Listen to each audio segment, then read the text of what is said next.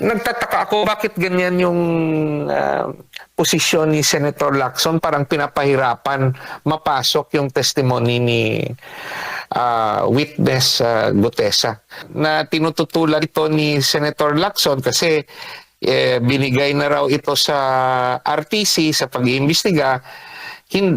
Nasa balita lang yan.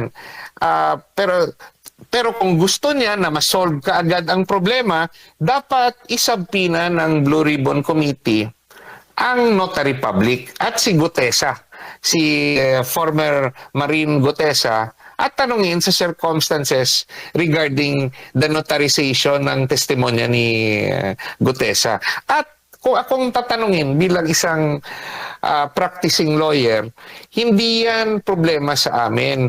Kasi kung may question tayo sa pagnotaryo ng testimonya ni former Marine Orly Gutesa, di ipanotaryo lang ulit. Sabihin, okay, may question sa pagnotaryo nito, sa unang pagnotaryo, di panotaryuhan ulit, dissolve yung problem, yung testimony is preserved. At yung sinasabi nga, there was another taking of oath during the Senate hearing itself. Kasi yung dokumento prinisenta doon at tinanong kung totoo ba to. So, ang mas importante, ang nilalaman ng dokumento, whether it is the truth or it is a falsehood.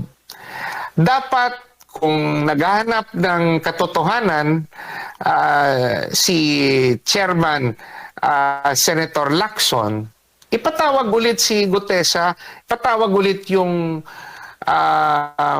lahat ng persons involved, pati si Senator Marcoleta, tanungin at ipatawag yung Notary Public para malaman natin anong katotohanan regarding the circumstances sa pagpirma dyan. But that is just secondary.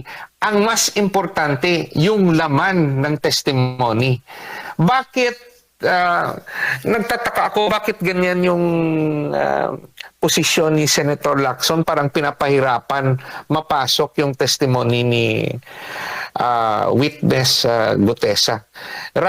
Rather than get more witnesses, kasi masyadong mabigat yung kanyang testimonya na nagsasabi siya na mali-malitang pera dinideliver sa bahay ni Congressman Saldico at nadamay pa, yung si former Speaker Romualdez. Mabigat talaga yung paratang.